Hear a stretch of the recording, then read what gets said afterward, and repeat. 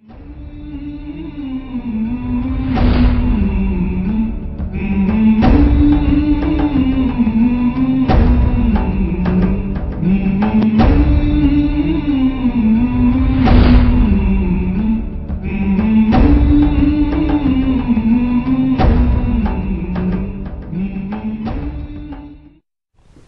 بالله السميع العليم من الشيطان الرجيم بسم الله الرحمن الرحيم. But if you say Ya Qawmi, there is something in Al-Qawm that is coming from the heart, not coming from the mind. That you belong to this society. And when you belong, this is what you find in the Quran, Al-Birr, which is a kind of affection towards people.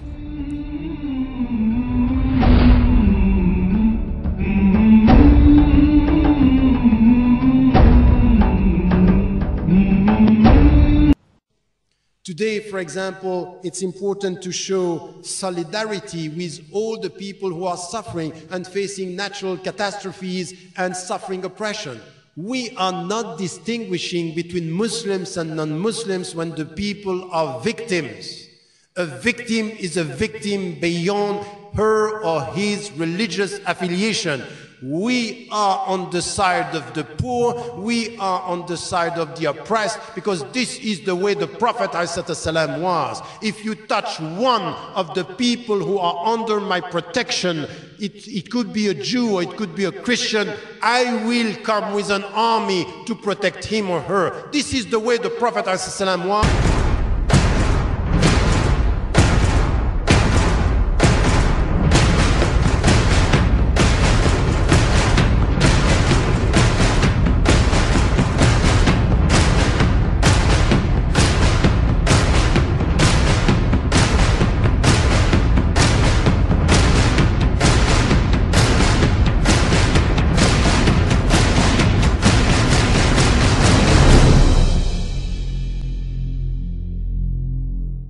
Chargé de cours à l'Université de Maurice, les éducateurs, chers amis étudiants et distingués invités.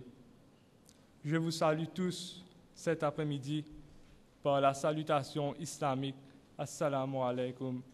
La Campus Culture Society a l'immense plaisir d'accueillir aujourd'hui le professeur Tariq Ramadan, à qui nous lui souhaitons la bienvenue. D'abord, qui est Tariq Ramadan? Tariq Ramadan est un islamologue, théologien, professeur et universitaire à l'Université d'Oxford, suisse d'origine égyptienne. Mais il n'y a pas de meilleure description du professeur qu'à travers ses propres écrits. Sur ce, pour mieux nous éclaircir sur le sujet, j'ai le plaisir et l'honneur d'accueillir sur scène l'éminent intellectuel, l'islamologue, l'écrivain, le théologien, le professeur Tariq Ramadan. Bismillah ar-Rahman ar-Rahim. C'est avec un plaisir particulier que je reviens en ces lieux que j'ai visités à plusieurs reprises. L'université ici m'avait accueilli d'ailleurs lors de la première visite il y a 18 ans. Je crois que c'était dans cette même salle. Non, j'en suis sûr en fait. C'était dans cette même salle.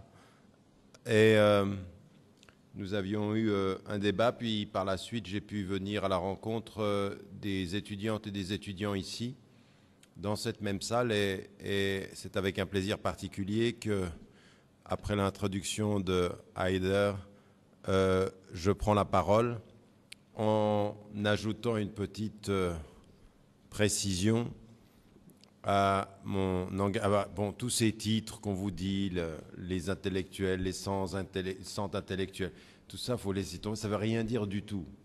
C'est des magazines qui font ça chaque année et ils savent que lorsqu'ils font ce numéro, c'est là où ils vendent le plus, donc c'est du marketing. Donc c'est simplement que certains intellectuels sont utilisés pour faire un peu de marketing, sans le vouloir d'ailleurs, c'est involontaire. On vous caresse dans le sens du poil et on fait de l'argent.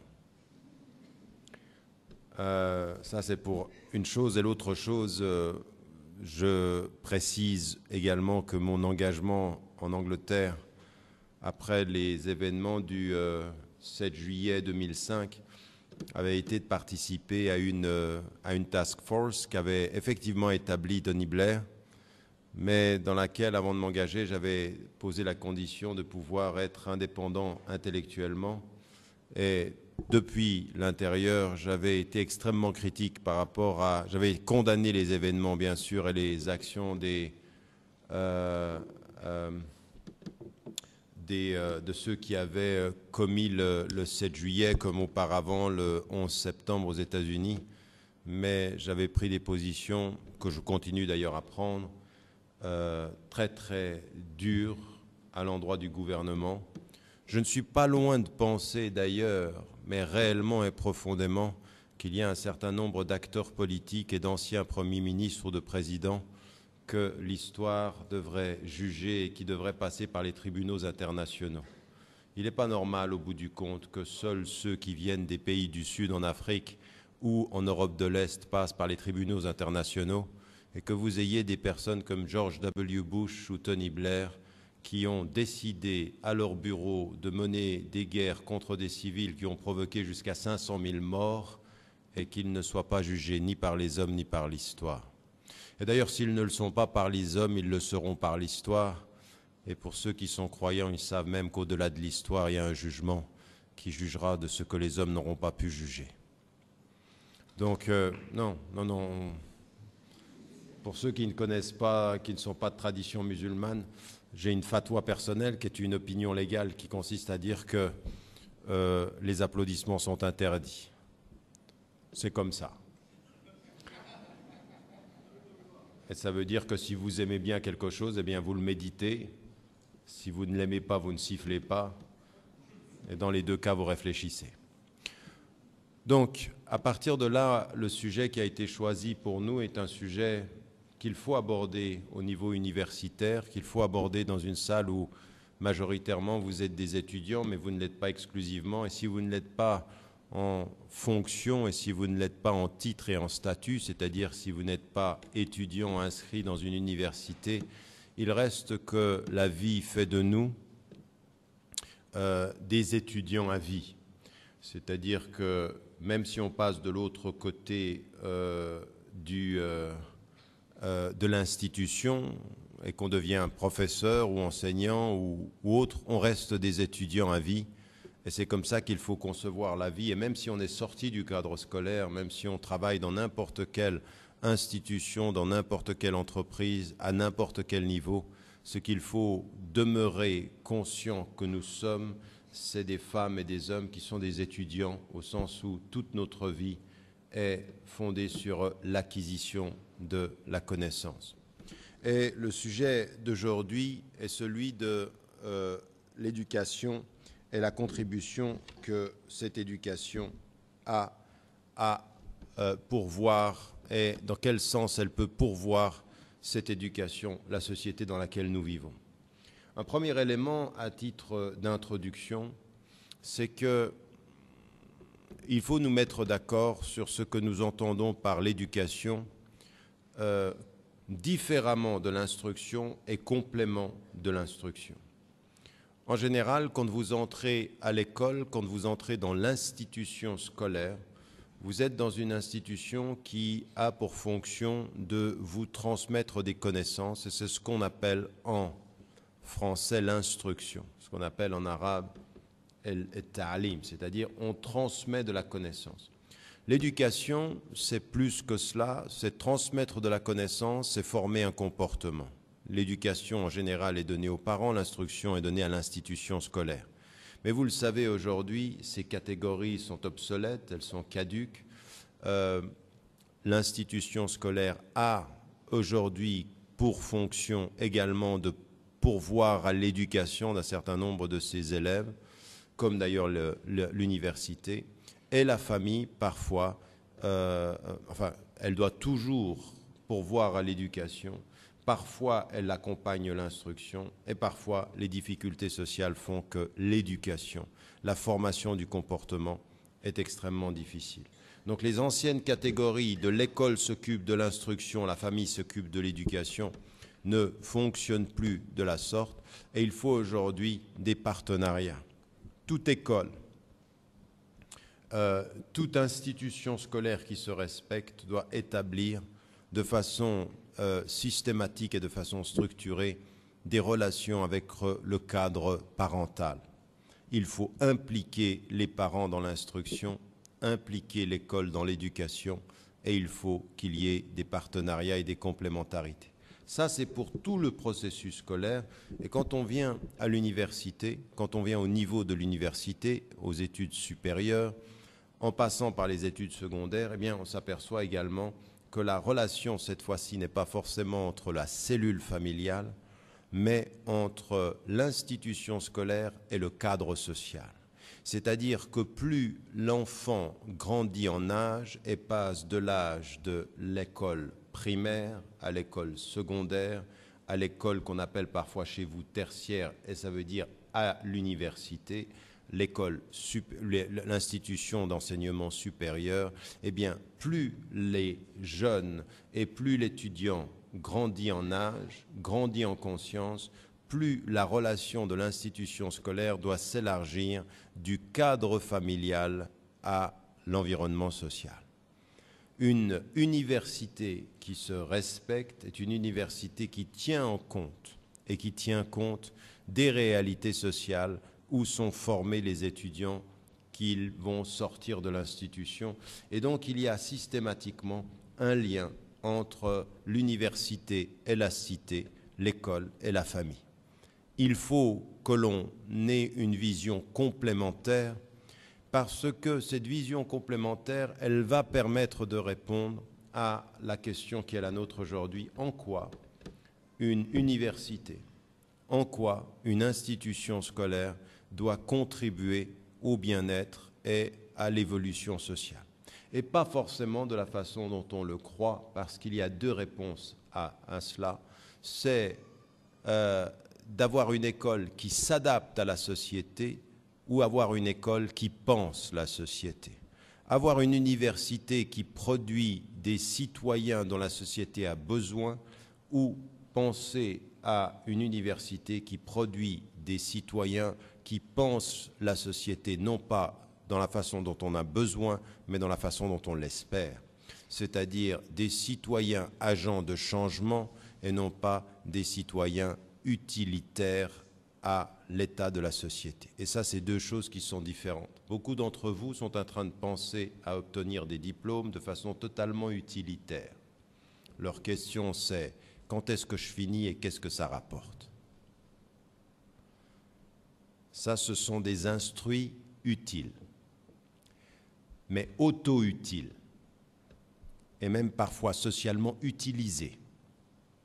Ce n'est pas de cela dont je parle d'étudiants qui peuvent obtenir des diplômes et qui deviennent socialement utiles, c'est-à-dire agents de changement et non pas simplement agents utilitaires ou utilisés.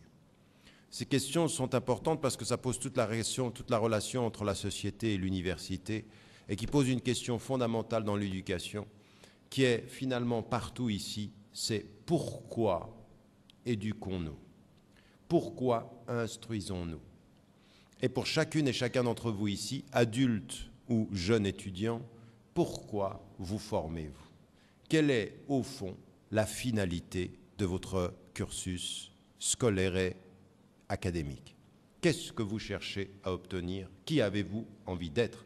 Puisque ce qui est clair, c'est que l'instruction, l'éducation et l'université pourvoient chacune et chacun en formation, en éducation, en titre et en statut.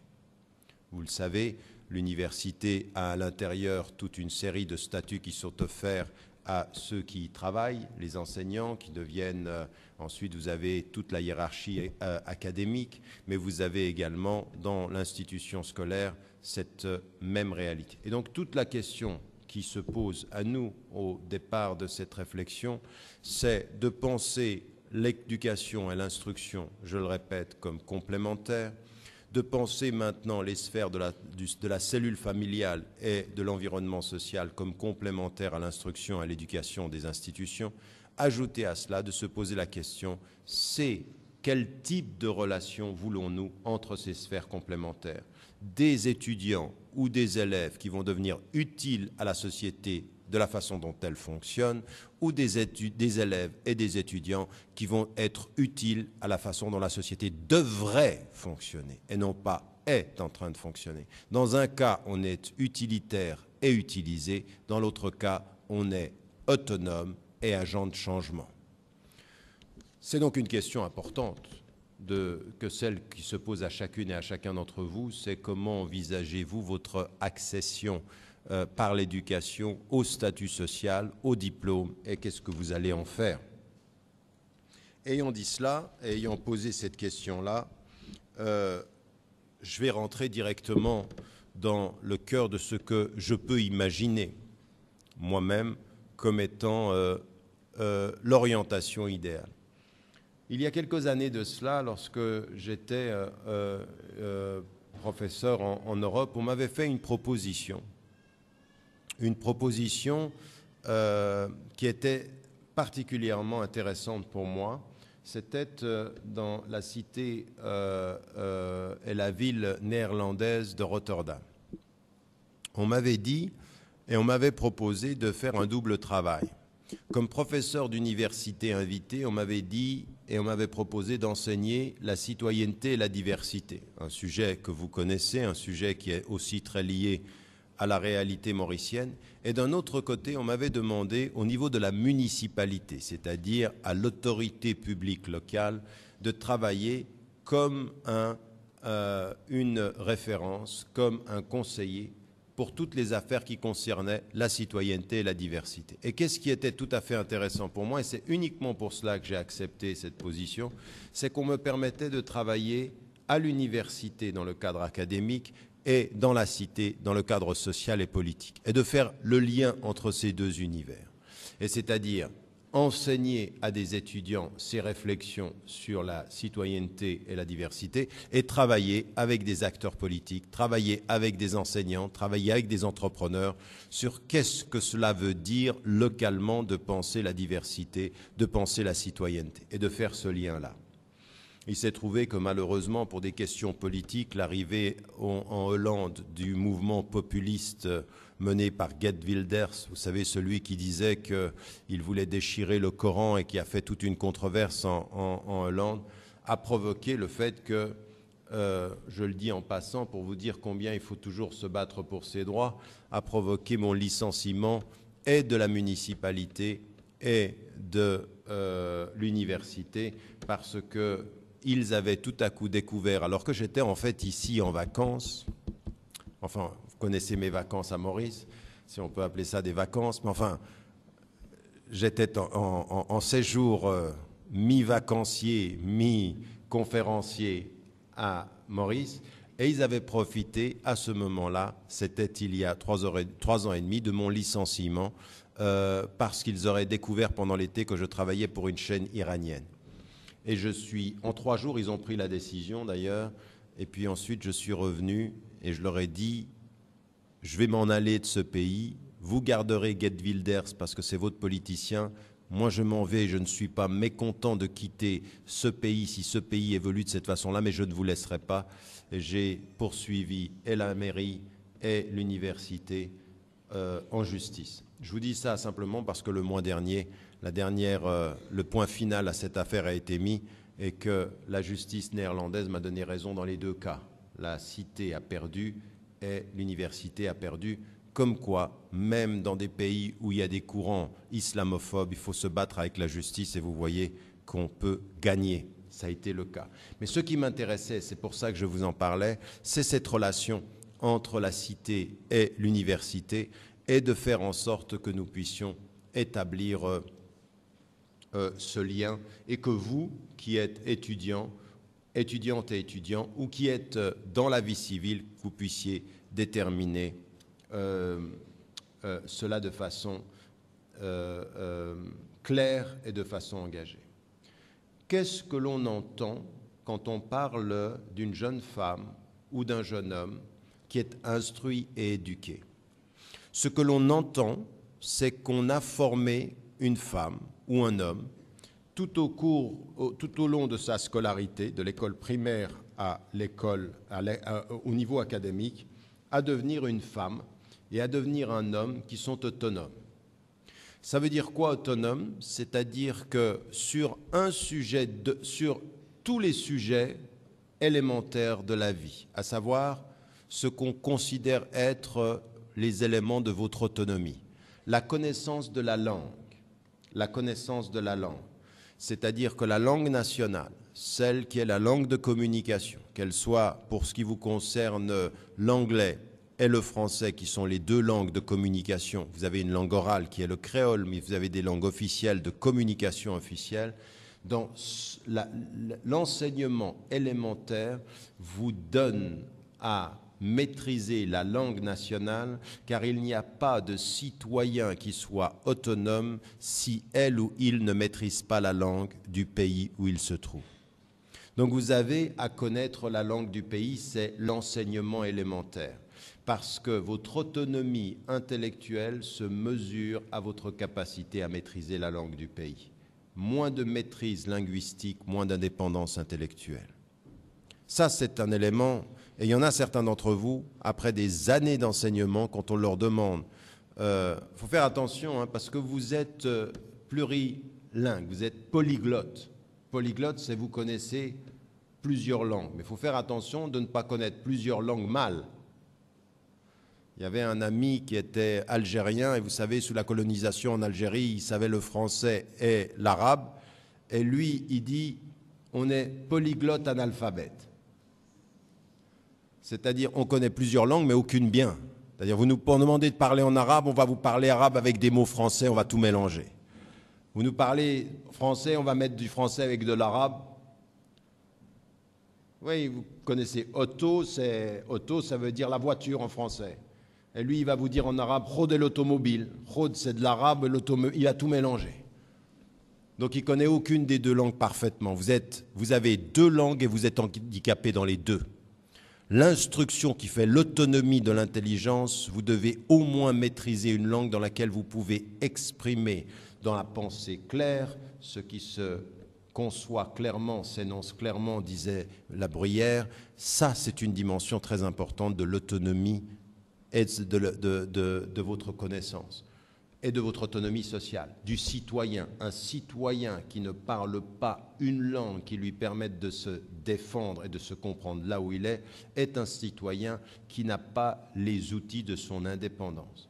Deuxième élément qui est important, c'est que dans l'éducation élémentaire, on suppose que vous connaissez l'élémentaire des mathématiques, c'est-à-dire de la pensée logique. Parce que l'une des autonomies essentielles de l'intelligence, c'est d'avoir un tout petit peu de logique. Un citoyen sans logique est un citoyen soit dangereux pour lui-même, soit dangereux pour les autres. Mais il est dangereux quelque part.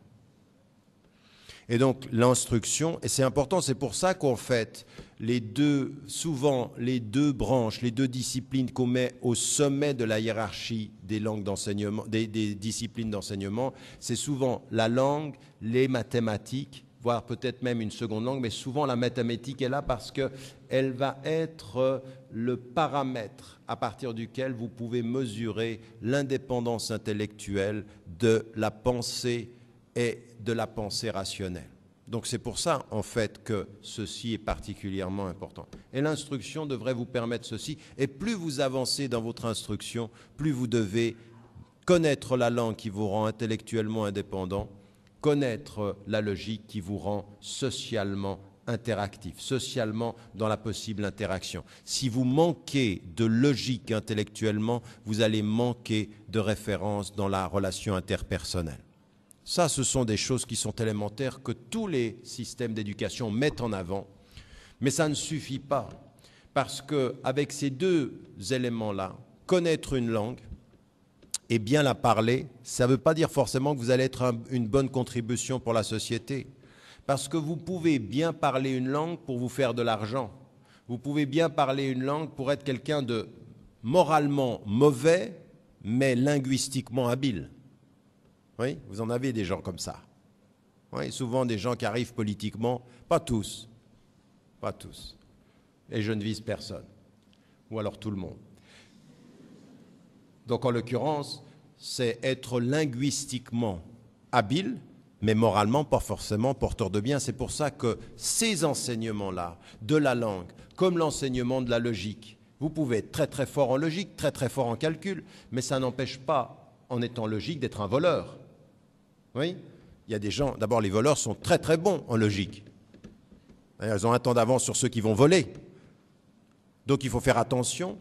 La matière maîtrisée ne dit pas encore la façon dont on doit la maîtriser. Et dans nos systèmes d'éducation, très souvent, on donne la matière, mais pas forcément l'éthique de l'usage de la matière, la moralité dans la matière. C'est-à-dire que ça, c'est de l'instruction. Apprends à bien parler, apprends à bien calculer. Mais pourquoi ? Avec quelle moralité? Qu'est-ce que tu veux faire de ta langue et qu'est-ce que tu veux faire de ta logique? Qu'est-ce que tu fais quand tu calcules? Tu calcules pour voler, tu calcules pour prendre ou tu calcules pour partager? Dans les deux cas, tu calcules. L'un avec la morale qui prend pour soi, l'autre avec la morale qui donne à d'autres. Donc il y a une logique utilitaire et il y a une logique du don. Et l'école, malheureusement, très souvent, aujourd'hui, s'adapte aux exigences de la société et vous donne les instruments. Les instruments, et quelqu'un d'éduqué, c'est quelqu'un qui a des instruments. Quelqu'un qui a les instruments de la langue, les instruments de la logique, et puis ensuite, il y a d'autres disciplines que l'on rajoute pour former la connaissance commune, ce qu'on appelle le tronc commun de la connaissance nécessaire à une citoyenne et un citoyen. Jusque-là, c'est une contribution élémentaire. Et tout ce que je viens de dire ici est un droit. Tout système scolaire ou toute société dont le système scolaire ne donne pas à ses membres, aux membres de la société, les instruments de leur dépendance est une société qui ne respecte pas les droits de l'homme et de la femme, qui ne respecte pas les droits élémentaires de la dignité humaine. 1, d'avoir accès à l'instruction pour nourrir l'intelligence. 2, à la langue pour déterminer l'autonomie de la femme et de l'homme. 3, à la logique qui permet l'interaction avec son environnement. La langue permet l'autonomie de la pensée et l'interaction. La logique, la formation et l'organisation de cette interaction.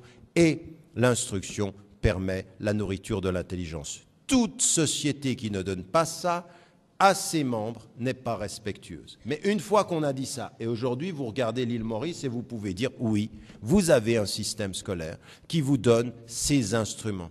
Toute la question, elle va se poser sur est-ce qu'il y a d'autres choses qui sont enseignées qui nous permettent d'utiliser la langue, la logique, l'intelligence, notre instruction pour être des agents, non pas qui s'adaptent à une société, mais des agents qui transforment cette société. La contribution est dans la transformation, elle est dans la réforme, pas dans l'acceptation des choses comme elles sont.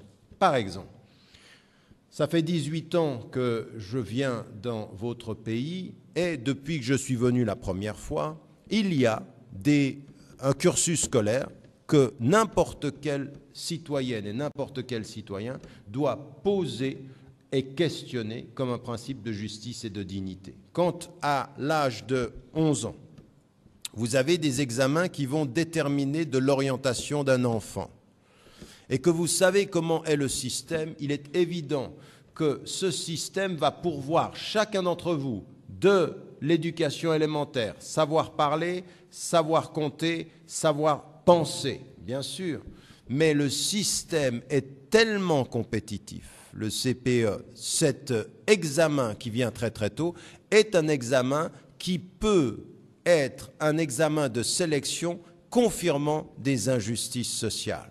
C'est-à-dire que quand vous êtes d'une famille qui est aisée ou protégée, quand vous avez des parents qui peuvent aider l'enfant à avoir des cours supplémentaires, eh bien cet enfant aura forcément beaucoup plus de chances de réussir l'examen que des enfants qui sont issus de milieux pauvres, que des enfants qui ne peuvent pas payer de cours privés. Et forcément, vous sanctionnez par l'école l'injustice sociale. C'est que l'école qui devait transformer l'injustice en justice finit par sanctionner et confirmer l'injustice du système injuste.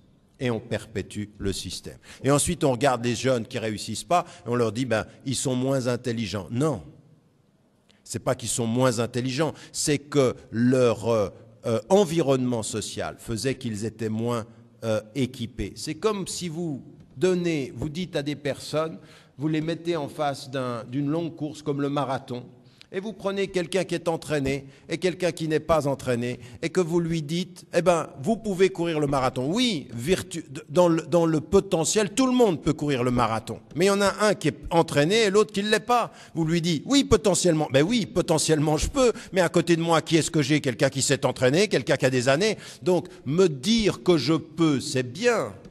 Dire ce que lui peut et ce qu'on lui a donné qui puisse plus que moi, c'est autre chose. Dire qu'on est tous égaux sur la ligne de départ, c'est bien, mais ne pas regarder qui est équipé pour parvenir avant, c'est injuste.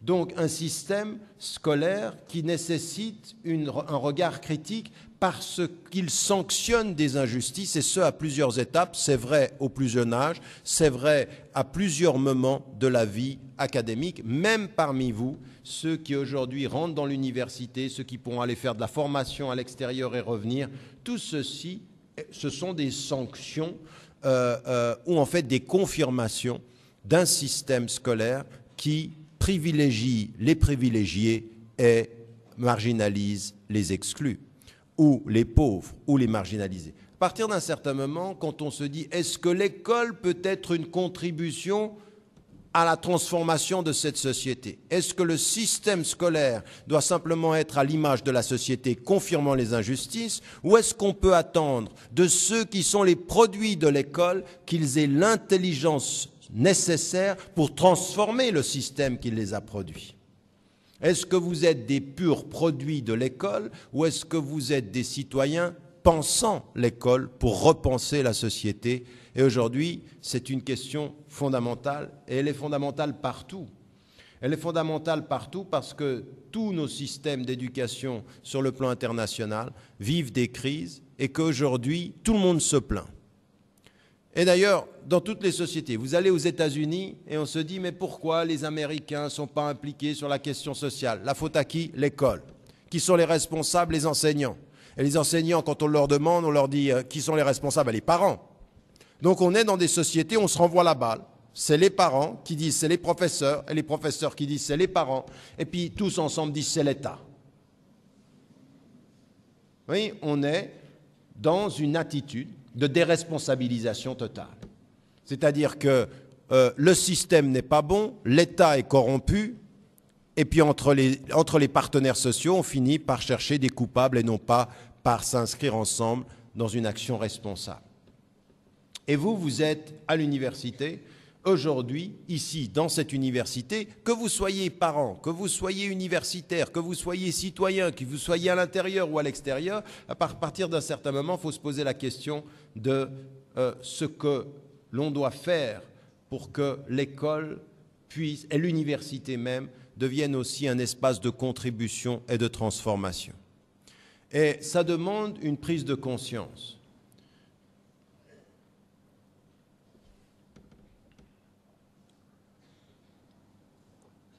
Ça demande une prise de conscience. Et la première des choses, j'aimerais axer mon propos sur 3 dimensions.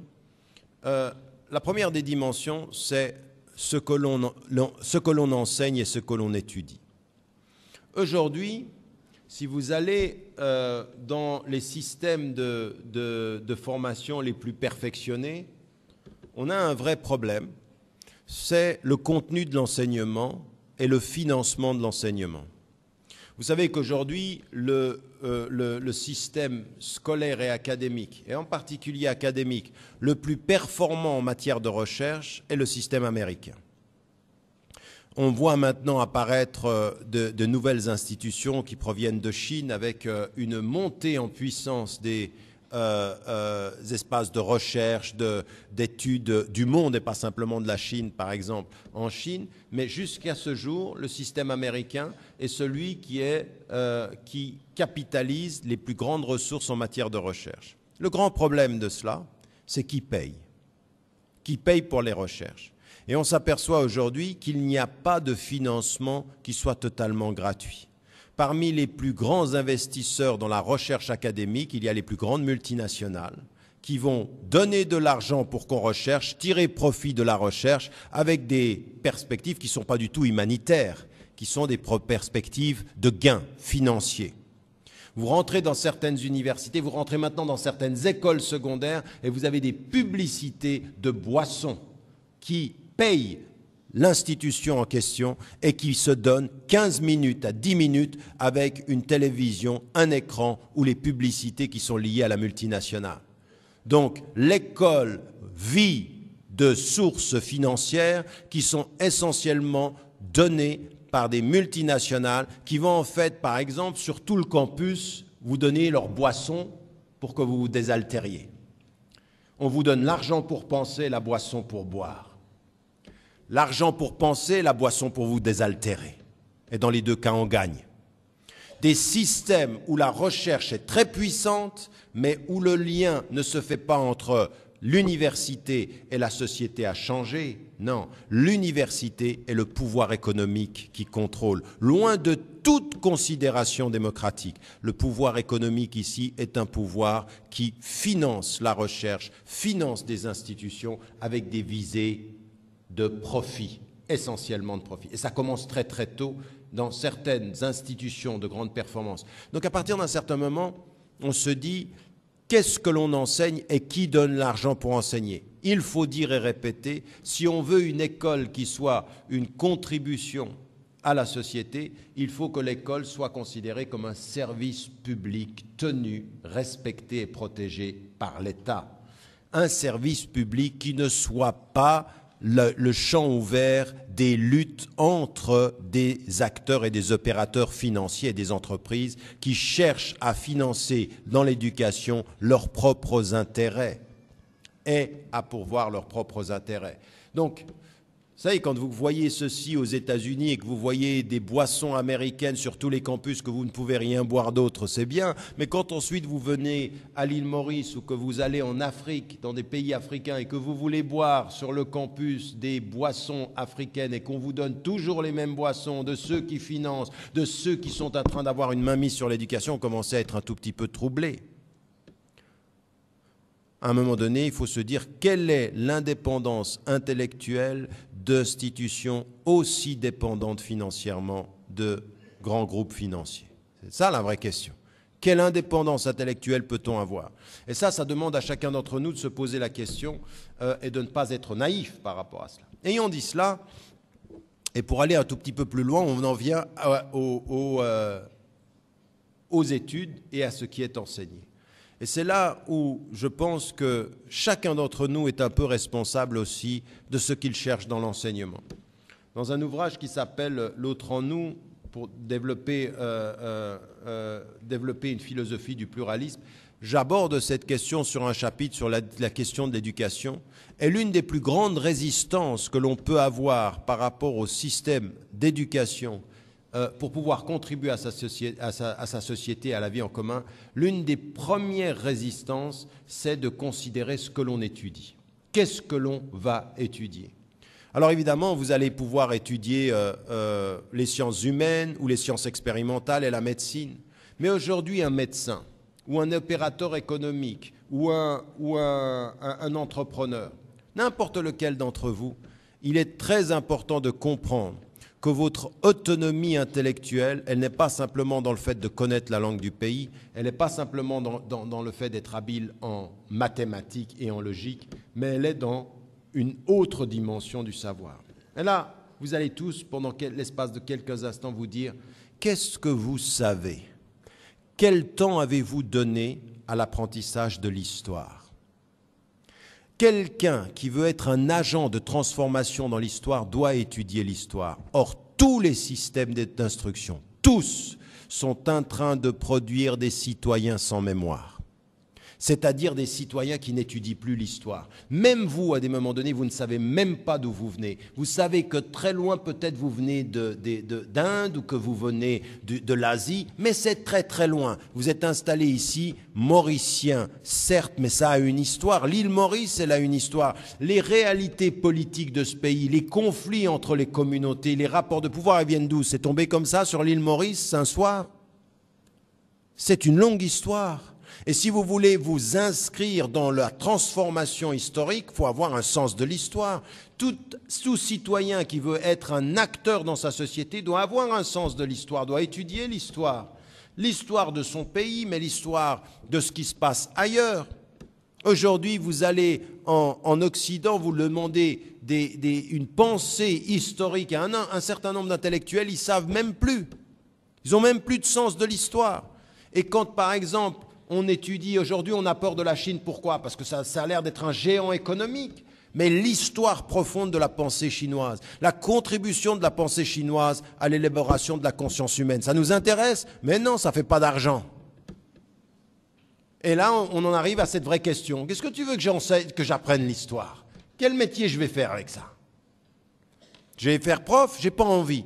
Donc l'histoire, c'est financièrement pas utile, mais c'est humainement nécessaire. Et c'est la vraie question. Est-ce que vous êtes des étudiants qui veulent être humainement nécessaires ou simplement financièrement productifs? C'est ça la vraie question. Qu'est-ce qu'on cherche à être? Et donc l'éducation, elle pose cette question-là. La deuxième des questions aussi, la deuxième des disciplines qu'on devrait trouver et qui est une forte contribution, parce que je vais vous dire une chose, quand vous regardez ensuite les gens des différentes origines, quand vous comprenez l'histoire du pays, par exemple, c'est là où vous commencez à devenir beaucoup plus ouvert. Un esprit ouvert dans le présent est un esprit qui a la complexité du passé.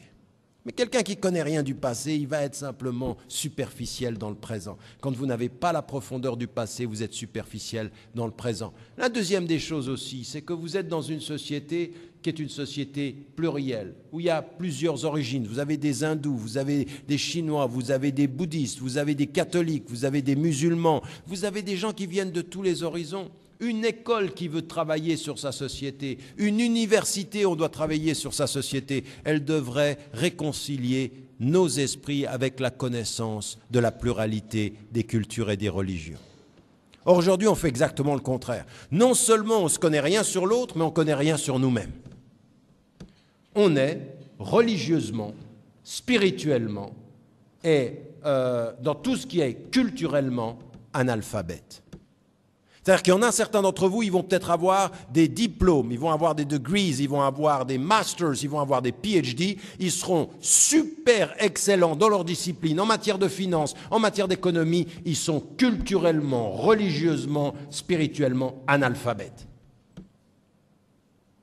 Analphabètes, ils ne connaissent pas, parce que ça ne rapporte pas.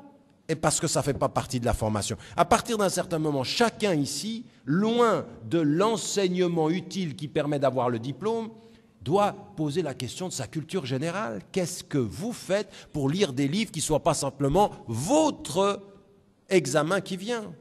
Comment on appelle les étudiants qui ne travaillent que pour l'examen? Ils bachotent. Ils travaillent sur la mémoire courte. Non seulement ils n'ont pas de mémoire, mais c'est la mémoire courte. La veille, on y va. Le lendemain, on a tout dit, j'ai réussi l'examen, salam alaikum. Ça, c'est en arabe, ou alors bye bye. Oui, c'est fini, j'ai eu l'examen. Mais ça, vous avez, c'est pas de l'acquisition de la connaissance, ça, c'est uniquement de la connaissance utile pour l'examen. Il y en a qui passent leur temps à passer les examens comme ça.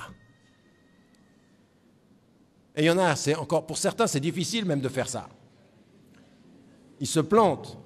Et ils jalousent les autres qui réussissent. Parce qu'il y en a, c'est des champions de l'étude la semaine avant l'examen. Et donc, là, on n'est pas en train de parler d'études. Ça, c'est du bachotage. C'est réussir un examen. C'est pas former sa connaissance. Et il y a une différence entre avoir un esprit connaisseur et un esprit qui réussit les examens. C'est deux choses différentes. Donc, en plus de faire ça avec son étude, c'est quelle palette de disciplines vous étudiez pour être utile à votre société. Troisième discipline qu'il faut aussi ajouter avec l'histoire des cultures, des spiritualités, c'est des questions que vous n'avez plus ici. Et même si vous ne les avez pas à l'université de Maurice, même si dans l'école mauricienne vous ne les avez pas, quel temps vous prenez parfois pour lire des livres qui peuvent être de philosophie? Qu'est-ce que c'est la philosophie? C'est des questions qui vous posent la question de pourquoi est-ce que vous vivez. Pourquoi ça c'est important? Les questions du pourquoi, les finalités. Pourquoi? Parce qu'à un moment donné, c'est la question que je vous posais au départ. Pourquoi est-ce que vous vous éduquez? Pourquoi vous voulez des diplômes? Qu'est-ce que vous cherchez à être? À quoi ça sert? C'est que vous voulez simplement avoir un nom, avoir un titre, Ou est-ce que vous voulez être un être humain qui se respecte? Il y a des personnes sans titre qui sont 1000 fois plus dignes que ceux qui ont 1000 titres. Et je ne dois pas aller loin pour ça. Je veux dire, je pense qu'il y a des individus que personne ne connaît à Maurice, que les médias ne couvriront jamais, que jamais personne, dont jamais personne n'entendra parler, qui font le bien là où ils sont et qui sont plus dignes que tous les présidents des États-Unis réunis. En termes de dignité, et des premiers ministres de Maurice, si vous voulez. Il n'y a pas de problème. Il n'y a pas de problème. La question, elle est sur la dignité humaine. Elle n'est pas simplement sur les titres que l'on tient, et même de quelqu'un qui est un prof ou qui a... C'est pas ceci l'important. L'important, c'est... Et donc, ceci, c'est les vraies questions de quelle est ma philosophie de vie? Pourquoi je fais ça? Pourquoi j'essaye d'avoir ces diplômes-là? Qu'est-ce que j'ai envie d'être dans la vie? Ces disciplines, elles ne vous rapporteront pas beaucoup d'argent, mais elles vous apporteront la dignité. Et ça, c'est plus que de l'argent.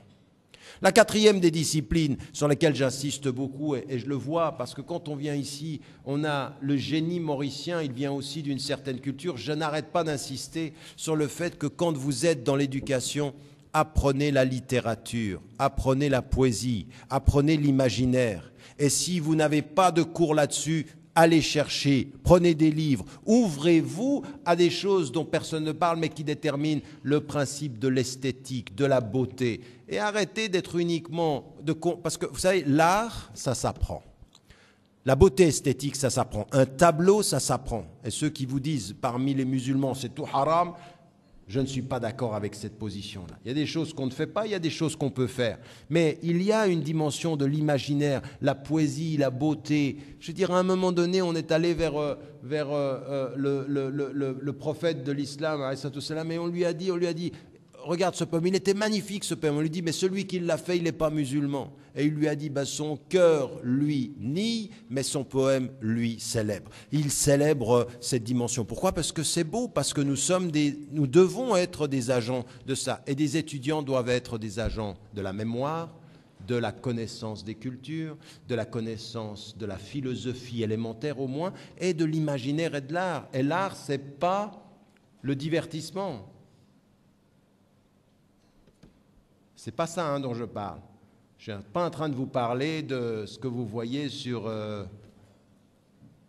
certaines chaînes de télévision américaines ou indiennes. Je ne parle pas de ces divertissements-là. Ça, c'est quand vous avez du temps à perdre. Moi, je suis en train de vous parler du temps à gagner, du temps où vous formez votre intelligence. Et on n'a pas de temps à perdre pour ça. Je vous dis ceci parce que c'est une des premières questions. Pensez l'éducation qui me forme de façon autonome. Je dois être autonome, je dois pouvoir penser par moi-même. Il faut que j'ouvre mon horizon à l'histoire des religions, à la philosophie, à l'art. Tout ça, c'est ce qui va me déterminer comme un être digne. C'est là où je commence à devenir utile pour la société, parce que j'ai une profondeur historique, parce que j'ai un sens de la diversité, parce que je me pose les questions des finalités. Pourquoi est-ce qu'on fait ce qu'on est en train de faire? À quoi ça sert ce qu'on est en train de faire? Est-ce qu'on travaille pour la dignité des hommes ou pas? Et puis le dernier élément, c'est aussi de pouvoir célébrer ce qui, ensemble, nous donne le bien-être, la beauté, l'esthétique. Tout ça, ce sont des éléments importants. Et une fois qu'on a ceci, le dernier élément sur lequel j'aimerais insister dans cette intervention, c'est aussi de vous poser la question dans vos formations. Vous pouvez être aujourd'hui, vous pouvez avoir suivi un cursus scolaire, être passé par l'université ou pas, vous êtes dans un travail, et à un moment donné, vous êtes dans un travail dans lequel vous êtes spécialisé ou vous êtes en train d'étudier une branche dans laquelle vous vous spécialisez. Ça peut être la médecine, ça peut être même des questions, la sociologie, les sciences politiques, les relations internationales, l'anthropologie, n'importe quelle science exacte, les mathématiques. À un moment donné, ce qui est important, et c'est pour ça que je vous disais qu'aussi la philosophie peut être importante, c'est que la question qu'on doit se poser, c'est qu'est-ce que je peux faire avec ce que j'ai appris? Comment vais-je utiliser ma connaissance? Et ça s'appelle une question qu'on détermine dans les traditions de réflexion sur les finalités, c'est l'éthique. L'éthique dans le savoir. Et nous, ce dont on a besoin, c'est que c'est vrai que dans nos institutions scolaires, que dans nos institutions académiques, il y a peu de discussions sur l'éthique, c'est-à-dire les finalités. Jusqu'à où vous pouvez aller avec ce que vous savez? Qu'est-ce que vous voulez faire? Et c'est là une question que vous n'aurez peut-être pas par vos enseignants ou par l'instruction ou par l'institution académique ou scolaire, mais c'est une question qui est déterminante pour chacune et chacun d'entre vous. C'est-à-dire que là où nous contribuons au devenir de la société, c'est quand nous apprenons et quand nous nous posons la question de savoir qu'est-ce que je vais faire avec ce que j'apprends. Alors quand vous êtes des entrepreneurs, c'est pour ça que c'est important. Le plus important, ce n'est pas uniquement de bien parler français ou anglais. C'est important de bien parler français ou anglais, mais de parler pour le bien. Pas simplement de bien parler, mais de bien parler pour le bien. Et pour le bien, ça c'est un travail de la conscience. C'est là où on devient utile à sa société. Donc, votre connaissance de la langue, votre connaissance des mathématiques, votre connaissance de la sociologie, votre connaissance de tout ce que vous faites. Vous pouvez prendre n'importe quelle science que vous êtes en train d'étudier. Est-ce que vous utilisez votre savoir pour servir les hommes et leur dignité ou uniquement pour votre salaire? Au bout du compte, c'est la seule vraie question qui compte, c'est-à-dire un citoyen ou une citoyenne qui se pose la question de savoir est-ce que je vais, par exemple, devenir, je ne sais pas, comptable ou un consultant? Mais pourquoi? Qu'est-ce que je vais soutenir? Qui est-ce que je vais soutenir? Est-ce que je vais rentrer sans me poser de questions dans n'importe quelle multinationale en me disant combien ça me rapporte? Parce qu'il y a des multinationales, il y a des gens aujourd'hui qui font de l'argent sur la traite d'êtres humains comme des esclaves. À l'heure qu'il est, il y a des vêtements que nous, on peut porter, les gens qui y travaillent sont traités comme des esclaves. On ne peut pas toujours être responsable de ce qui est fait en amont, mais il faut qu'on se pose la question de savoir comment on va s'intégrer au monde du travail, quelles valeurs on va définir. Et ça, le travail et l'éducation, votre éducation personnelle doit être déterminée par rapport à ça. Qu'est-ce que vous servez? Parce que vous pouvez servir de titre. Vous pouvez vous servir de titre. C'est-à-dire qu'à partir d'un certain moment, quand vous avez un titre, on me dit par exemple, l'université d'Oxford, c'est l'une des 4 ou 5 meilleures universités du monde. Alors vous vous promenez à travers le monde avec le titre. Moi, je suis professeur à Oxford. Eh, vas-y. Je suis même dans les 100 premiers. Et c'est quoi ça? Ça, c'est de l'attitude par rapport au savoir qui est une attitude de consommation, qui est une attitude qui va mettre des universités dans un rang comme ceci avec les titres et les prestiges. Mais le seul vrai prof, même s'il est à Maurice, il n'a pas le titre d'Oxford, mais il sert ses étudiants, il sert sa société et il sert ses valeurs. N'importe quel universitaire, n'importe quel prof de n'importe quelle grande université du monde, s'il n'utilise le titre que pour se servir en dignité humaine, il ne vaut pas mieux que n'importe quel enseignant qui n'a pas le titre d'une grande université, mais qui a le titre de servir la dignité des hommes. La question, elle est éthique, elle n'est pas dans le titre, elle n'est pas dans le salaire. Ça n'a rien à voir. Et ça, c'est les questions que vous devez vous poser. Qu'est-ce que vous avez envie d'être? Et ça, c'est l'éducation qui produit des êtres utiles. Et avec ceci, ça veut dire qu'il faut se poser la question de l'éthique. Ensuite, il faut se poser la question, il y a 2 questions que je veux encore poser, c'est de l'expertise. Utiliser son savoir. On a dans toutes les traditions scientifiques quelque chose qui nous dit allez vers l'excellence dans l'expertise, maîtrisez votre domaine. Et d'un point de vue musulman, on a même cette formule qui dit que Dieu aime quand quelqu'un fait quelque chose qu'il le maîtrise au plus haut niveau. Et ça, on le retrouve dans la tradition hindoue, dans toutes les traditions. Maîtrisez ce que vous faites. Mais maîtrisez pourquoi? Pas pour vous en servir pour vous-même, mais pour vous permettre de maîtriser ça pour autrui. Soyez le meilleur dans la médecine, non pas pour vous faire le plus d'argent, mais pour mieux soigner votre patient. Soyez le meilleur dans la comptabilité, non pas pour vous faire de l'argent, mais servir les pauvres, c'est-à-dire qu'il faut utiliser son expertise pour avoir ce qu'il faut pour vivre et aider ceux qui n'ont pas assez pour survivre. Il faut utiliser son expertise pour avoir ce qu'il faut pour vivre et utiliser ce que l'on sait pour aider ceux qui n'ont pas assez pour survivre. Donc ça veut dire systématiquement dans la pensée éthique, une pensée de la solidarité dans l'expertise, une pensée du partage dans l'expertise. Ça vient d'où? Ça vient pas de ce que vous enseignez, des instruments, ça vient de l'éthique que vous avez dans l'enseignement. Et la dernière des choses que j'aimerais vous dire, parce que vous êtes assis là, vous dites « Ah, mais c'est beau ce qu'il dit ». Je termine. Et j'ai souvent cela, j'ai souvent des étudiants et des profs qui viennent me dire c'est très beau ce que tu as dit, répète-le. Et moi, ce que j'aimerais vous dire, c'est qu'il y a une troisième condition à ce que je suis en train de vous dire. Et une troisième condition qui fait qu'à des moments donnés, quand je viens dans une salle comme ceci, je vois que la salle est pleine, je me dis que peut-être que cette intervention-là, elle aurait été peut-être utile à une ou deux d'entre vous. Pas à vous tous. Parce qu'il y en a qui sont des consommateurs du discours. Ils aiment quand c'est beau, puis en plus c'était gratuit, ça ne coûte rien. Alors, c'est le top, en matière capitaliste, c'est le top.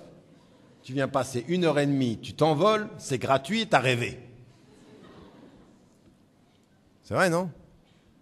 Et pourtant, dans tout ceci, il y en a peut-être un, il y en a peut-être deux. Moi, là, quand je suis arrivé il y a 2 jours, ici à l'île de la Réunion, il y a un jeune qui est venu vers moi, il m'a dit « Une fois, je vous ai entendu il y a plusieurs années de ceci, et ce discours-là m'a réveillé. » Parce qu'au bout du compte, c'est ça qui compte. Ce n'est pas le nombre qui dort, c'est un qui se réveille. Et un qui se réveille, ça veut dire quoi, se réveiller? Ce n'est pas suivre ce que je viens de dire, parce que ce que je viens de vous dire, c'est exactement le contraire. Ce n'est pas de suivre ce que je dis, c'est être autonome par rapport à ce que je dis, et ça veut dire se prendre en charge. Mais ça demande une chose, ça, que les systèmes, vous ne serez jamais noté là-dessus. Jamais. Jamais un prof à l'école primaire, jamais un prof à l'école secondaire, jamais un prof d'université ne vous notera sur 7 aspects de votre personnalité. Vous n'aurez jamais une note sur votre courage. On ne vous note pas sur le courage.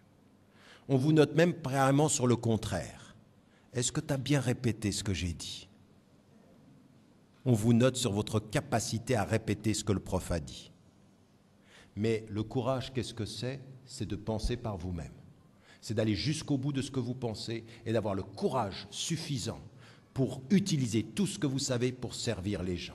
Et le courage de parler, et le courage de dire, pas bêtement, pas en criant, pas de façon agressive, de façon calme, de façon déterminée. Utilisez ce que vous savez pour changer la société, ça demande du courage. Utilisez ce que vous savez pour augmenter votre savoir, ça demande du courage. Utilisez ce que vous savez pour résister à ceux qui ont de l'argent, ça demande du courage. Utilisez ce que vous savez pour résister à ceux qui ont du pouvoir, ça demande du courage. Je ne serai jamais noté là-dessus, et pourtant c'est la seule chose qui compte pour votre autonomie. Dis-moi quel courage tu as, et je saurai comment tu penses. Il y en a qui ne pensent que par l'adhésion de tous. Ils ont envie que tout le monde soit d'accord. Il y en a même qui pensent comme le dernier a pensé. Oui, vous savez ça, dans les cercles comme ça, tout le monde dit ce qu'il pense, et quand il a entendu le dernier, il répète ce qu'a dit le dernier. Et il y en a qui pensent par mimétisme. Il voit le prof, il dit « Ah, je sais. Si je dis ça, le prof, il va. » Et il répète. Quelqu'un qui répète pour réussir a une réussite qui a peu de dignité. Quelqu'un qui a du courage de se libérer, de dire ce qu'il pense, homme ou femme, alors là, vous aurez peut-être un moins bon résultat, mais vous aurez de la dignité que personne ne voit, que vous, vous savez, que vous, vous connaissez. S'apprécier soi et ne pas laisser les autres nous déterminer. La liberté, c'est de ne pas être dépendant du jugement des autres, même de son prof, même de sa note, même de son savoir. Et ça, vous ne serez pas noté. Donc, le dernier élément, on a envie d'étudiants, on a envie de profs, on a envie d'enseignants, on a envie de parents qui soient déterminés à élargir la connaissance, à la rendre plus efficiente, plus efficace, à transformer la société. Et pour ça, il nous faut des esprits autonomes, il nous faut des esprits indépendants, des esprits qui ne calculent pas, qui ne sont pas en train de se dire « ça rapporte combien ce que je sais », mais qui déterminent la dignité de ce qu'ils savent et qui ont le courage de rester dignes dans toutes les circonstances de la vie. Digne, ça veut pas dire courageux, ça ne veut pas dire être stupide. Courageux, ça ne veut pas dire n'importe quoi. Courageux, ça veut dire penser ce que l'on dit et dire ce que l'on pense au bon moment et avec détermination. C'est ceci, la contribution de l'éducation. Une éducation qui ne produit pas des êtres autonomes et un peu courageux est une indication qu'il faut reconsidérer et dont il faut faire la critique. Je vous remercie. Merci, professeur, pour ce brillant exposé. Et place maintenant aux questions, s'il vous plaît. Bien, on va commencer avec les questions qu'on a déjà reçues.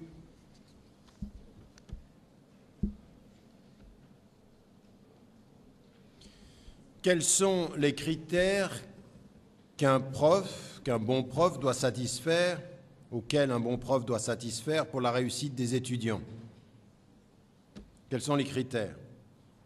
Ah ben là, il y en a beaucoup. Déjà, il y a des choses qui sont factuelles, qui sont objectives, c'est-à-dire qu'un professeur, par rapport à la réussite des étudiants, doit avoir, ce que je vous disais tout à l'heure, l'expertise de son sujet, c'est-à-dire qu'il doit maîtriser ce qu'il enseigne, la maîtrise de ce que l'on enseigne. Ensuite, il y a une chose, en tout cas, que moi j'applique dans mon enseignement, c'est l'interactivité. C'est-à-dire, je ne pense pas qu'un bon prof vient, donne son cours, on prend note et puis on s'en va. Il faut une interactivité, il faut être un prof qui maîtrise son sujet et qui est disponible pour ceux qui ne le maîtrisent pas. La disponibilité est une chose importante.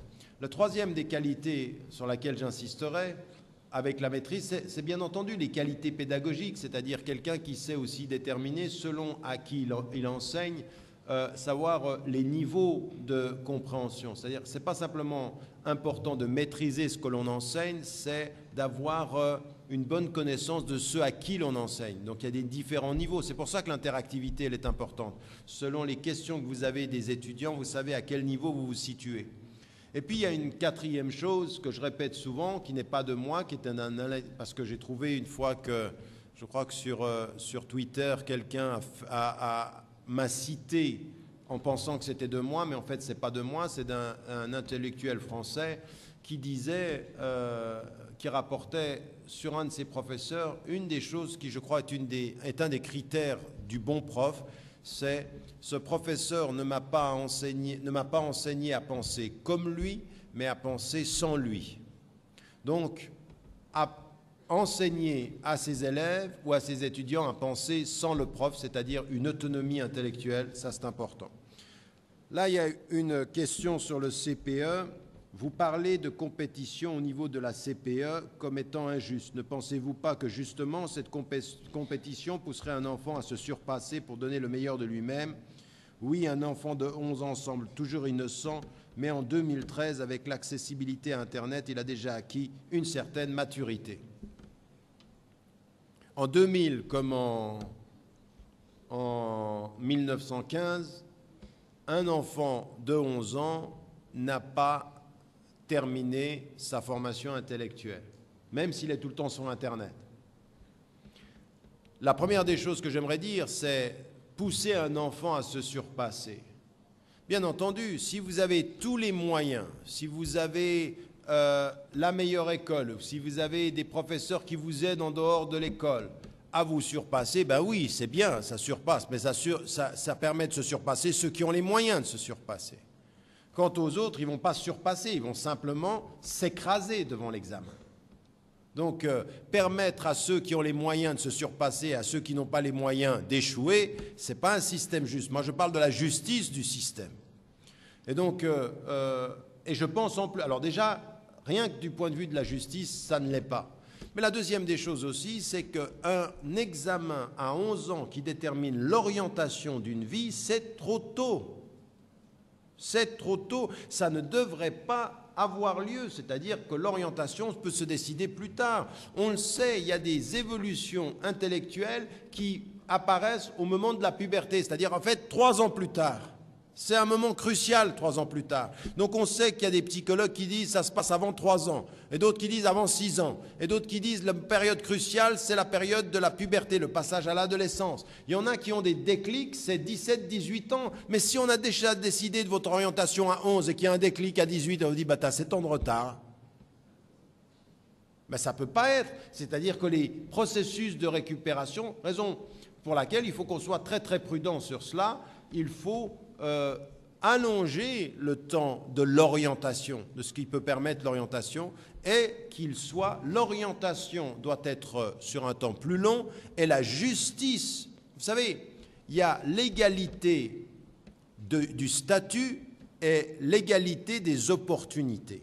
Il faut faire attention, ça c'est ce que Rawls disait dans son traité sur la justice, il mettait en évidence, il faut faire attention, on ne parle pas simplement de l'égalité des droits, bien sûr vous avez l'égalité des droits dans l'école, mais l'égalité d'opportunité, c'est pas pareil, l'égalité d'opportunité, elle regarde d'où vous partez pour réussir, pas que vous ayez la possibilité de réussir, seulement parce que dire à quelqu'un tu peux réussir l'examen, oui, mais ça dépend d'où je pars. Donc l'opportunité, c'est quels sont les éléments qui sont donnés à mon potentiel pour réussir. Et aujourd'hui, ce système-là ne convient qu'à ceux qui ont les moyens de pouvoir y faire face. Les autres sont les laissés pour compte du système et ça n'est pas juste.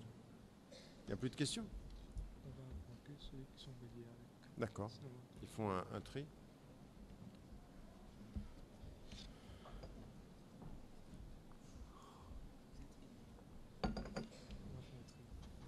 On trie? On trie? Ah, c'est déjà trié.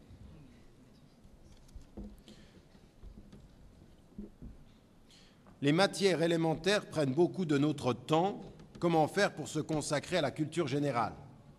Ah, moi j'ai des solutions radicales. Moins de télévision, moins d'Internet et moins de iPod. Oui? Plus de réconciliation avec le texte, le livre. Moi, je suis désolé, il y en a beaucoup d'entre vous qui ont l'impression de ne pas avoir du temps, mais c'est le temps qu'ils ont à beaucoup le perdre. Je dis souvent ceci, souvent des gens ils viennent vers moi et me disent « Mais comment tu fais pour écrire tous ces livres, voyager autant ?» Et ce que j'ai dit à des gens à La Réunion, ou c'était ici, je ne sais plus où je l'ai dit, mais moi j'ai souvent envie de demander aux gens « Mais comment vous faites pour avoir autant de temps et ne rien faire du temps que vous avez ?» Parce qu'il y en a qui passent leur temps, on ne sait pas ce qu'ils font. On écoute de la musique, je veux dire, attention, je veux dire que la musique ne soit pas haram, c'est certains savants, c'est une chose, à la condition que ce ne soit pas une perte de temps dans laquelle vous ne faites rien. Parce qu'il y en a qui sont devenus des vrais zombies. C'est-à-dire, ils ont les trucs dans les oreilles, ils sont... Alors, c'est vraiment la totale. La musique dans les oreilles, le jeu sur leur téléphone, et on joue, et on est dans un autre monde. Et après on dit, oui, la culture générale, difficile. Non, pas difficile. Comme ça, impossible. Donc il faut se prendre en main. La culture générale, c'est d'avoir une discipline avec son temps, un peu de discipline, c'est-à-dire étudier pour l'école, étudier pour l'université, puis ensuite se faire un choix de livres qu'on sait qu'on doit lire, qui soit ouvert sur les autres choses, s'intéresser un tout petit peu à d'autres choses, la lecture. Et puis, vous avez aujourd'hui, mais vous avez des sources d'informations sur Internet qui peuvent vous apporter. Moi, j'utilise beaucoup Internet, mais pas pour les mêmes raisons. Là, vous allez chercher des sources d'informations. Il y a énormément de sources d'informations que vous pouvez avoir, et donc il faut aller les chercher. Et puis, vous avez aujourd'hui même des documentaires que vous pouvez trouver qui sont extrêmement intéressants et qui vous forment. Ça, c'est le choix. Donc, la culture générale demande du temps, mais du temps, vous en avez si vous savez vous organiser. Encore une fois, si vous passez des soirées à écouter de la musique, à regarder la télévision, à vous coucher à la moitié de la nuit pour vous réveiller à la moitié du jour, vous avez passé la matinée à ne rien faire. D'accord. À quoi bon l'éducation académique dans le cadre islamique? À quel point est-ce que l'islam est en faveur de l'éducation académique? Mais à tous les points. L'éducation académique, c'est une nécessité de l'expertise, de la formation. Donc, c'est une nécessité. D'ailleurs, je vais vous dire une chose. Si vous lisez un livre qui s'appelle « Le soleil d'Allah brille sur l'Occident », il est même mis en évidence que les premières institutions académiques sont en fait conceptualisées par la tradition musulmane, par des sociétés majoritairement musulmanes et par les savants. Donc, au contraire, il faut célébrer l'académique et pousser, mais avec, j'espère, la compréhension des finalités. Vous avez bien compris ce que je veux dire quand je dis finalité. Les finalités, c'est toujours se poser la question de savoir pourquoi l'on fait ce que l'on fait et qu'est-ce que l'on va faire avec ce que l'on a appris. C'est-à-dire, est-ce qu'on va participer d'un système financier et puis le reproduire? Est-ce qu'on va finalement participer d'un système discriminant et le reproduire? On se pose la question de ce que l'on fait et pourquoi on le fait. Rapidement. comment faire pour gérer une classe d'élèves à l'esprit créatif tout en poursuivant le curriculum? Ça, c'est une excellente question parce qu'on a, comme prof, on a souvent la pression du curriculum. Vous devez faire ça, vous devez faire ça. Là aussi, il faut à un moment donné réussir à trouver un rythme qui permette de quand même accomplir ce que l'on a à faire et trouver des petites fenêtres d'opportunité. On fait des choses un tout petit peu plus créatives. Ça peut être de la littérature, ça peut être une visite à l'extérieur. Moi, j'étais prof de français et on avait un curriculum, on devait lire des livres, pour préparer l'université, ils devaient en fait lire pour leur examen du baccalauréat, ils devaient lire 24 ouvrages qui étaient sur 2 années, donc, ou 12, non, c'était 12, où ils devaient les lire sur 12 années, et ils devaient se préparer pour l'examen de maturité. Eh bien, dans ce cadre-là, je faisais en sorte de pouvoir avoir... en fait, ils devaient préparer 12 pour l'examen, on en lisait 20, donc je les poussais à la lecture, mais à côté de ceci, je poussais mes élèves à écrire, et on a fait 3 livres. Les 3 dernières années de mon enseignement dans une institution secondaire, on a fait un livre sur les personnes âgées, on a fait un livre sur les personnes marginalisées, ils faisaient des livres, c'est-à-dire ils écrivaient des textes, et là vous êtes dans le créatif, vous êtes dans autre chose, vous n'êtes pas... C'est pas écrire et bien écrire, c'est écrire avec une utilité sociale. Dire à la société, c'était à Genève, qu'il y a des pauvres personnes qui sont du 3e âge et qu'on est en train de laisser mourir. On a fait un texte qui s'appelait Le sablier fendu sur ces réalités-là, sur En rouge dans la marche. C'est comment l'école peut discriminer et faire sortir des étudiants. On a fait un livre là-dessus, sur un point commun, la différence, un livre sur la différence et la diversité. Donc vous utilisez le temps pour essayer de... Parce qu'il y a une chose qui est importante. Je me souviens, le maire qui avait financé le premier livre avait dit « Mais comment vous avez fait pour faire ceci ?» Parce que c'est surprenant. En fait, les élèves et les étudiants nous surprennent peu parce que souvent nous ne leur donnons pas la possibilité de nous surprendre. Et quand ils sont intéressés par quelque chose, ils font des choses extraordinaires. Moi j'ai vu des textes qui m'ont été proposés extraordinaires, mais parce qu'on a juste ouvert une fenêtre, on dit vas-y, fais quelque chose de ça, sois créatif. Et on a fait des livres qui ont été publiés, offerts à toutes les personnes âgées de la ville de Genève. On trouvait des moyens, donc il y a toujours des moyens à faire. Ici vous avez des possibilités de le faire également. Ne dites pas que vous ne pouvez pas, c'est souvent parce qu'on ne cherche pas, on n'est pas créatif nous-mêmes en tant qu'enseignants ou pas suffisamment. Et c'est un équilibre avec le curriculum, bien sûr.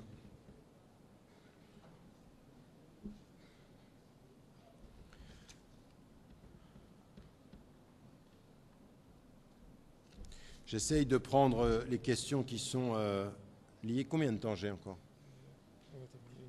Non, une dernière question.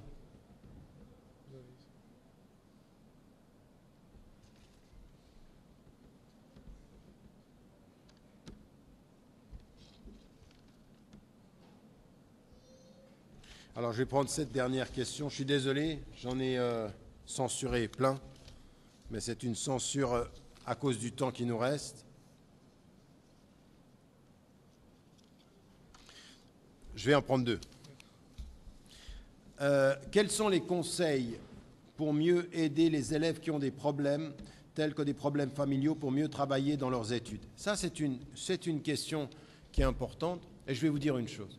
Moi, j'avais un élève, il y a longtemps de cela, je ne l'oublierai jamais parce que c'est un élève qui a eu énormément de problèmes, et à un moment donné, on s'est aperçu, enfin, il m'a révélé qu'il n'avait pas le temps de faire ses devoirs, qu'il n'y avait aucune disponibilité à la maison, que ses parents étaient extrêmement violents et qu'il buvait beaucoup. Et qu'il faisait, en fait, pour trouver un peu de temps de calme, il faisait ses devoirs dans les toilettes, sur la couverture des toilettes, et qu'il faisait ses devoirs comme ceci. Et que ce n'était pas possible, c'est-à-dire qu'en fait, c'était couru d'avance, il allait échouer. Et il était en train d'échouer. Et à partir d'un certain moment, quand on se rend compte qu'il y a ces problèmes, la première des choses, c'est identifier les problèmes. Il y a des élèves et des étudiants aussi qui nous montrent comme ceci qu'il y a des signes que quelque chose ne va pas bien, qu'il peut y avoir un déséquilibre psychologique ou affectif. Le premier soutien qu'on a par rapport à un étudiant ou par rapport à un élève, c'est la communication, c'est de l'écouter, c'est de montrer qu'on est attentif à quelque chose qui ne va pas. Cette ouverture du cœur, cette ouverture de l'enseignant, il faut toujours se rappeler d'une chose, qu'on soit à l'université, ou qu'on soit dans le système secondaire, ou qu'on soit en primaire, enseigner, c'est toujours enseigner avec l'intelligence et le cœur. On n'enseigne pas simplement avec l'intelligence, on enseigne avec le cœur, on enseigne avec... Et dès que l'élève peut voir qu'il y a de ce point de vue-là une porte qui s'ouvre du cœur, eh ben, ça peut le réconforter. Puis ensuite, il faut développer les solidarités scolaires. Et c'est là où votre système est problématique, parce que très vite, vous êtes engagé dans être seul à réussir et réussir seul. Donc, mon examen, mes études, la solidarité académique, la solidarité scolaire, elle n'est pas là. Par exemple, il y en a certains d'entre vous qui sont aujourd'hui des étudiants, ils sont en train de réussir scolairement. Combien de temps vous donnez, au-delà de vos études, pour aider ceux qui, par exemple, dans ce pays, ici, sur cette île, ont des problèmes pour pouvoir avoir accès aux études? Il y en a qui ne donnent rien. Il y en a qui ne donnent même pas 1 heure, même pas 2 heures. Moi, je vois dans des sociétés encore plus pauvres que les vôtres, on a des étudiants, ils réussissent leurs études et en même temps, ils donnent 1 heure, 2 heures pour des cours à des personnes qui n'ont pas les possibilités. Donc, qui aident des gens qui sont en difficulté. La solidarité scolaire est importante. Et puis, systématiquement, donner la possibilité à certains jeunes qui ont des problèmes, d'abord de pouvoir parler, de pouvoir avoir un espace où ils peuvent parfois faire leurs devoirs. Ça demande de l'attention et ça demande, encore une fois, de la créativité dans la solidarité scolaire. Ça, c'est aussi quelque chose qu'on doit développer. Mais moi, j'aimerais dire aussi à certains d'entre vous qui sont étudiants ici, dans cette université, vous n'êtes pas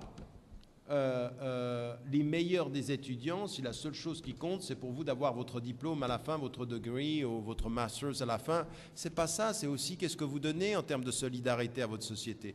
Et la solidarité, elle n'est pas que financière, c'est une solidarité intellectuelle. Il y a 1000 solidarités. 1000 solidarités. Je pense qu'il y a des solidarités qui sont des solidarités intellectuelles dans le sens de comment vous faites pour pouvoir donner ce que vous avez en matière de connaissances, soutenir les gens qui essaient d'apprendre une langue, d'apprendre les mathématiques. Je veux dire, je suis allé l'autre jour visiter, comme je le fais chaque fois que je suis là, SOS Pauvreté. Le lendemain, on était avec le centre Goumani qui s'occupe des personnes qui sont dans la drogue ou qui finissent dans la marginalité sociale. Là, il y a plein de personnes dans SOS Pauvreté où ils pourraient avoir besoin d'un soutien, d'une solidarité intellectuelle, de jeunes étudiants qui aident. Mais où ils sont, ces étudiants? Ils veulent réussir tout seuls. Ils réussissent tout seuls. Mais le souci de la pauvreté, le souci éthique de l'autre, de celui qu'on... Il y en a plein d'entre vous qui pourraient faire... Moi, je ne sais pas, je veux dire, je me souviens d'un élève, mais je n'oublierai jamais. La dignité du fait que j'ai été prof, pour moi, c'est à un moment donné de me souvenir d'un de ces élèves que j'ai eu, qui était laissé pour compte, complètement marginalisé, pauvre, qui se faisait taper, et tout à coup, vous avez pu l'accompagner, vous l'avez soutenu et vous avez été solidaire de son parcours, et puis maintenant, il a un travail, il est autonome. Mais ça, c'est toute la dignité d'une vie, ça. Ça vaut 1000 fois le fait d'être prof ou d'avoir un master ou un PhD. 1000 fois, dans votre conscience, c'est tellement plus noble de se dire, il y a quelqu'un que vous avez accompagné à être autonome. Mais après, il faut le vouloir. Et là, il y a plein d'étudiants parmi vous, ils sont uniquement étudiants, quoi. Ils sont étudiants comme certains sont fonctionnaires. Oui, ça commence à 8 heures, ça finit à 4 heures, tu ne me demandes pas plus. Et à la fin du mois, je veux mon salaire. Oui. Être étudiant comme on est fonctionnaire, c'est pas être étudiant. C'est être un étudiant amputé. Quelque chose qui manque. Et je termine sur cette question. Pour une démocratie, pour être un agent de changement dans la société, on a besoin de la liberté d'expression. Est-ce que vous pensez qu'il faut mettre une certaine limite à cette liberté d'expression? Si oui, alors où la situez-vous et pour qu'elle ne heurte pas la sensibilité d'autrui dans une société multiculturelle? Oui, il faut qu'il y ait une liberté d'expression pour être un acteur de changement. C'est ce que je disais quand je parlais de courage. Il faut pouvoir dire ce que l'on pense. Maintenant, bien sûr qu'il y a des limites à la liberté d'expression. Les insultes racistes, les insultes sur l'origine, sur la religion, on évite parce qu'il ne s'agit pas tout ce qui est légal n'est pas forcément bon. On ne va pas heurter la sensibilité des gens uniquement pour insulter, donc on évite ceci. Par rapport aux politiques, eh ben, on se donne la possibilité de pouvoir dire les choses. On mesure aussi dans la société les sensibilités. Donc la liberté, c'est une condition importante. L'intelligence de sa liberté est aussi une chose importante. Et avoir l'intelligence de sa liberté, qu'est-ce que notre liberté implique de ce point de vue-là? Avant de repasser la parole à Haider pour qu'il vous donne les derniers mots de cette rencontre, j'aimerais beaucoup vous remercier d'avoir été aussi nombreux à cette séance de cet après-midi. C'est toujours un plaisir de venir dans cette université, de vous rencontrer. Et j'espère qu'au fil de cette heure de discussion et d'échange, eh ben, 1, 2, 3, 4, 5 parmi vous sauront en faire bon usage, si ce n'est pas plus. Mais en tout cas, c'était gratuit. Merci, professeur. Chers amis, malheureusement, on est arrivé à la fin et on n'a pas pu prendre toutes vos questions. Et au nom de la Campus Culture Society, je tiens à remercier le comité d'accueil du professeur Tariq Ramadan, l'administration de l'Université de Maurice, ainsi que la Student Union pour tout leur support afin que cette conférence soit un succès. Je tiens encore une fois à remercier notre invité et sa famille pour avoir accepté d'être des nôtres aujourd'hui. Vivement votre prochaine visite à Maurice et surtout ici à l'Université de Maurice où vous serez toujours la bienvenue. Et quant à vous, cher public, je vous remercie infiniment pour votre présence et je vous dis à la prochaine si Dieu le veut.